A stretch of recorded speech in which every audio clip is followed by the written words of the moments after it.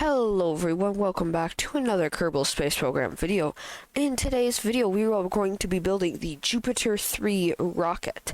This rocket is from one of Scott Manley's videos, which I will link in the description below, and it is called The Ugliest Rockets Ever Made. And basically what it is it's basically a video about I guess it kind of explains itself, but I thought it was a very cool rocket, and so I was like, okay, I think what I'll do is I will create this rocket. And so that is what I did. He did not create the rocket in KSP. It was just a video on the ugliest rockets ever created. But yes, that video will be linked in the description of this video. So yes, and so go watch that video. And yeah, so now I've pretty much built the whole thing, which it looks like, I'm now, okay, so I've pretty much built the whole thing. I'm now just building the payload, and this payload might look not that interesting, and I figured that out quickly and decided to do something totally different. And here we go. We have pretty much, well, I missed the crossfade to launch at that point, but I realized that it wasn't that interesting of a payload, and so I decided to change it a little bit, so you'll see that in a minute here. And then we time warped around to the maneuver, because we're in orbit now. I know this is going really quick. And then I went to Minimus with this thing. Look at that. Hence the title of this video, Can We Get to Minimus and the Mun with the Jupiter 3 rocket? Well, we can. So now I'm just I failed the first time, so I had to revert to a quick save and redo the burn. But that didn't take too long, and now we are getting and now I overshot actually a little bit, and then just time warped out to Minimus and created a maneuver at the periapsis. There's definitely a better way to do it, a more fuel efficient way to do it, but and then also when I went to the Mun, yeah, you'll see what happened when I went to the Mun. It was not good, but this thing, it can land. I had to put a capsule inside that capsule because really there's no way to get Kerbals out of that kind of capsule, so that's what I did. And then we had to launch, and so we couldn't really get out for EVAs, basically my point. But then here we go. We got my Mun encounter there. We got the Mun encounter and created a burn at periapsis to apoapsis to lower periapsis, and then here we go. Gotta finish lowering the periapsis, and then I warped to apoapsis.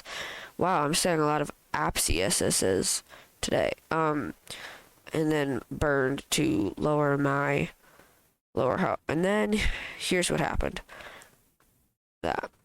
Yeah, so at that point there was no way home.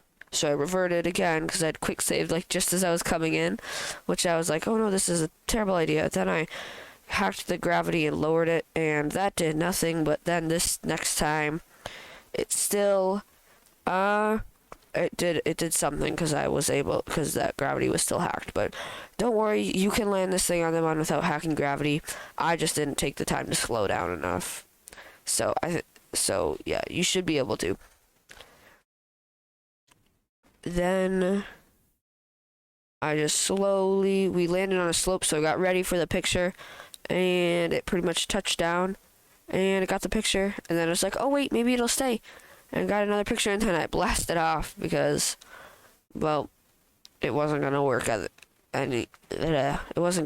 otherwise I was gonna tip over, then all would be lost. Then here we go.